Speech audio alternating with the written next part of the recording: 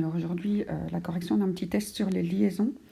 On doit identifier le type de liaison selon les molécules qu'on fournit, représenter selon Lewis la formation de la liaison et représenter selon Lewis la molécule finale. Donc la première molécule qu'on proposait, c'était le sulfure de sodium. Là-dedans, on voit qu'il y a un métal, le sodium, et un non-métal, le soufre. Donc c'est une liaison ionique. C'est comme ça qu'on la justifie. Pour représenter son Lewis, on écrit l'atome avec sa structure de Lewis. Donc le sodium est dans la première colonne, il a 1 point. Le soufre est dans la 6e colonne, il a 2,2 barres. C'est-à-dire qu'il lui fait 6 électrons dans sa couche externe. Et les liaisons ioniques, c'est les métaux qui jouent aux fléchettes. Donc c'est des dons d'électrons par le métal qui veulent vider leur couche et se retrouver en octet avec la couche précédente. Et quand il y a un sodium qui a un électron à donner et que le soufre en a besoin de 2, un deuxième sodium arrive. Et c'est de là que viennent les valences. Donc le sodium a 1 électron dans sa dernière couche, le soufre en a besoin de 2, et donc on croise les valences pour avoir les indices dans la molécule. Il faut donc 2 sodiums. Alors ça, c'est la formation, avec la légende de la formation. La molécule finale, une fois que le sodium a donné son électron, il est positif, parce qu'un électron a une charge négative. Et donc, s'il a perdu un électron parce qu'il l'a donné, il est une seule fois positif. Le soufre, il devient 2 fois négatif, puisqu'il a récupéré 2 électrons de 2 sodium. On représente selon Lewis sa couche finale complète. Donc, on dessine bien les 4 barres qui représentent les doublets qui sont non liants, qui ne sont pas entre le sodium et le soufre, puisqu'ils tiennent la cohésion de ces molécules ioniques, c'est par attraction électrostatique, il n'y a pas de barre entre eux, il n'y a pas d'électrons mis en commun, ce n'est pas covalent. Donc attention de ne pas mélanger les représentations. Donc ionique, on met des ions et surtout pas de barre entre les atomes. La deuxième molécule qu'on demandait, c'était le difluorure hydrogénophosphore. Je ne sais pas trop comment on pourrait le nommer, mais voilà, il existe. Alors là, on a par contre uniquement des non-métaux. Le phosphore est un non-métal. L'hydrogène aussi, c'est une erreur souvent quand on veut mettre l'hydrogène dans les métaux. Il a beau être dans la première colonne, il fait partie des non-métaux au même titre que le bore, que le silicium, que le carbone, que l'oxygène et tous les copains. Donc c'est bien un non-métal X, et le fluor est aussi un non-métal X. Donc on n'a que des non-métaux, donc toutes les liaisons de cette molécule seront covalentes. Et il faut justifier covalente car rien que des X, ou covalente car X avec X, différentes façons de le dire. Alors, quand on a des liaisons covalentes, il faut aussi préciser quel type de covalence. Il y a des covalentes parfaites quand l'électronégativité est nulle, et des covalentes polarisées quand la différence d'électronégativité est non nulle. Et donc, quand on regarde les atomes qui sont liés, donc celui qui va se mettre au milieu, c'est le phosphore, parce qu'il a une valence 3, parce qu'il est capable de faire 3 liaisons, et donc de donner la main aux 2 fluors et à l'hydrogène. On ne va pas pouvoir mettre le fluor au centre puisqu'il ne sait faire qu'une seule liaison et qu'il faut que tout le monde soit lié. Donc, on regarde les liaisons que fait le phosphore. Alors, avec l'hydrogène, on regarde les électronégativités. En fait, ils ont la même électronégativité. Tous les deux ont une électronégativité de 2,1. Donc ça, c'est dans le tableau périodique, le petit chiffre en haut à droite de la case. En tout cas, quand on a les tableaux avec les électronégativités. Si on veut lier...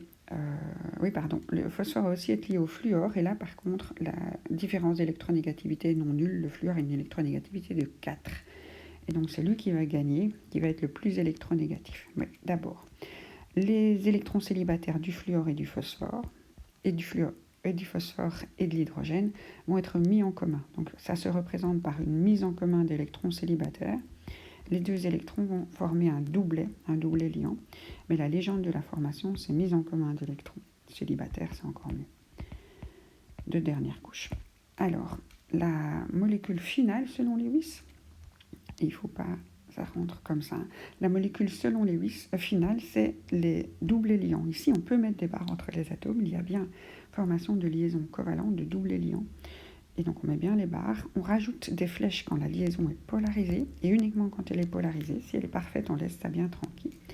Une fois que la liaison est polarisée vers l'atome le plus électronégatif, ça apporte un petit peu d'électrons en trop au fluor, qui devient un petit peu négatif de chaque côté. Le phosphore, lui, a vu ses électrons un petit peu partir, et donc il devient un petit peu positif. On pourrait mettre 2 delta plus, mais ce n'est pas absolument nécessaire, vu que le delta signifie charge partielle. Donc un petit peu de charge mais on ne précise pas si ce petit peu c'est 20% ou 80%. Donc vous pouvez mettre 2 delta plus, mais ce n'est pas nécessaire. Alors ce qu'il ne faut pas oublier sur cette molécule finale, c'est les doublets non liants. Donc le fluor a bien ses 3 autres doublets à lui, il est en octet. Le phosphore a bien son dernier doublet non liant. Et l'hydrogène, par contre, ne lui en mettez pas. Il est content rien qu'avec sa liaison covalente. Seul, il est en duet. Comme il est dans la première couche, il n'a besoin que de 2 électrons pour être stable comme l'hélium. Une deuxième question. Là, il fallait moins détailler. Il ne fallait pas détailler le type de liaison, machin. Il fallait juste représenter selon Lewis. Alors, quand on a HNO3, donc on a une molécule qui est ternaire, un acide ternaire, HXO. Ou quand on a KIO, on a aussi une molécule ternaire, on a MXO. La première chose à faire avant de représenter les molécules selon Lewis, de les représenter dans leur étalement, avec toutes les liaisons détaillées, c'est bien connaître la règle. Donc la règle, c'est que quand vous avez un groupement XO, qui peut être du nitrate, du sulfate, tout ce que vous voulez, ici c'était de l'hypoiodate et du nitrate, c'est toujours bien le non-métal, donc ici le N, qui est entouré de manière covalente par ces oxygènes. C'est ça qui forme le groupement anionique, l'anion polyatomique. Et donc le non-métal avec son oxygène. Et après, vous regardez ce qu'on a rajouté. Donc si ce sont des métaux, ils vont bien se mettre toujours du côté de l'oxygène. Si ce sont des hydrogènes aussi, toujours du côté de l'oxygène. Ne commencez pas à mettre l'hydrogène aussi sur l'atome central.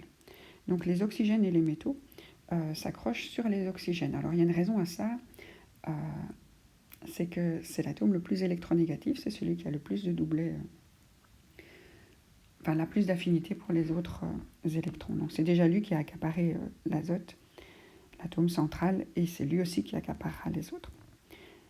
Alors, notre azote qui doit ici lier 3 oxygènes,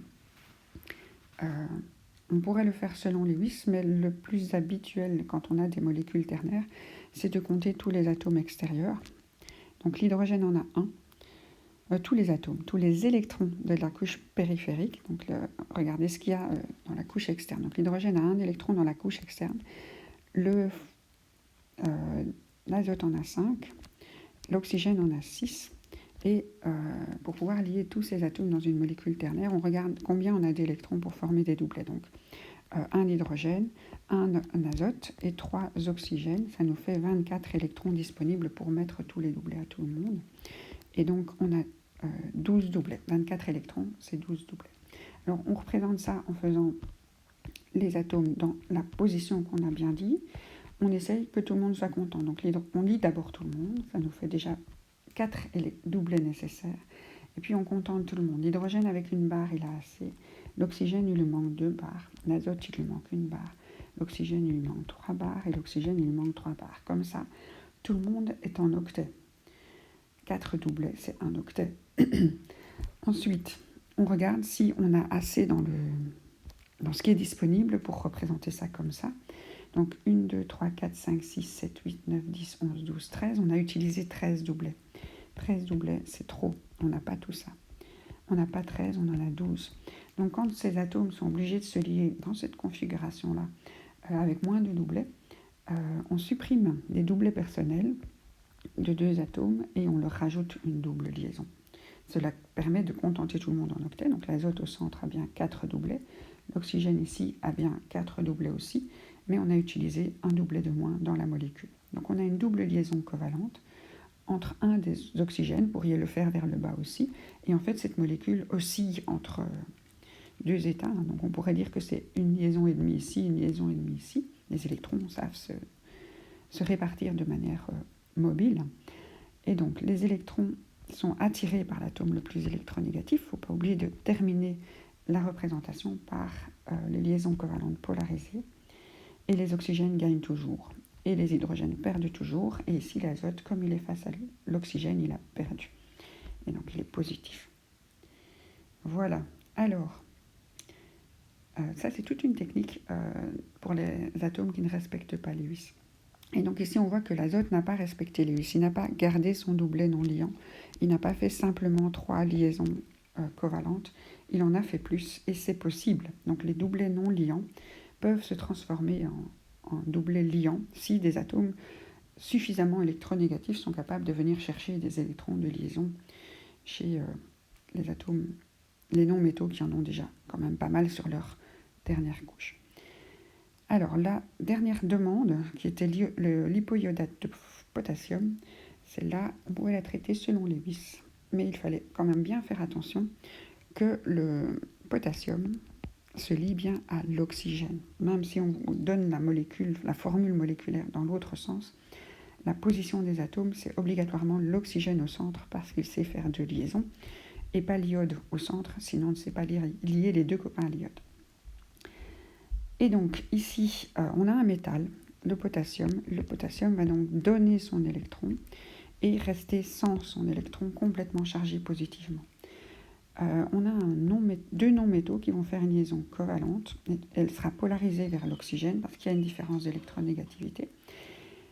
Et donc l'oxygène se retrouve avec un doublet partagé, où il gagne, parce qu'il est plus électronégatif, il est un petit peu négatif, et l'iode, un doublet partagé, il est en octet un petit peu positif, et l'oxygène a quand même gagné un électron de manière complète, et donc il a aussi une charge négative qui lui vient de l'électron récupéré du potassium. Donc cette molécule est à la fois ionique et covalente, et donc c'est ça en fait le fameux groupement, et les fameux, ce sont des sels en fait qu'on retrouve oui c'est les sels. Donc on a les XO qui sont les groupements négatifs, on a les métaux qui sont les groupements positifs, et donc ça forme des sels qui lient par attraction électrostatique. C'est bien des solides qui sont solubles dans l'eau.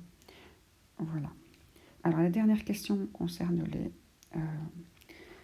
les liaisons métalliques. Il fallait présenter la formation. Alors comment se forme une liaison métallique? Et vous avez deux métaux qui ont une seule envie, comme tous les métaux, c'est de vider leur couche. Ils veulent vider leur dernière couche, ils vont libérer leurs électrons de valence. Pour le magnésium que j'ai choisi comme exemple, il a 2 électrons, et donc il va libérer 2 électrons de valence qui vont se retrouver sous forme d'électrons libres. Il ne fallait pas oublier la légende. Donc ces électrons de valence sont libres, et les magnésiums deviennent des ions positifs selon leur valence. Donc le magnésium a une valence 2 et devient magnésium 2+. Et alors on demandait comment ça tient, la cohésion d'un matériau métallique. Donc des ions positifs devraient se repousser, mais ils ne se repoussent pas parce qu'ils sont masqués par les électrons libres, et aussi ces électrons libres voyagent dans tout le matériau et quelque part assurent la colle puisqu'ils appartiennent à tous. Et voilà. Et donc la représentation, il fallait au moins faire 2 atomes pour avoir une liaison, hein, mais vous pouvez en faire plus. Et il fallait bien indiquer des ions et légender les électrons libres en bon nombre. Ici, on avait 4 charges positives, donc 4 électrons libres.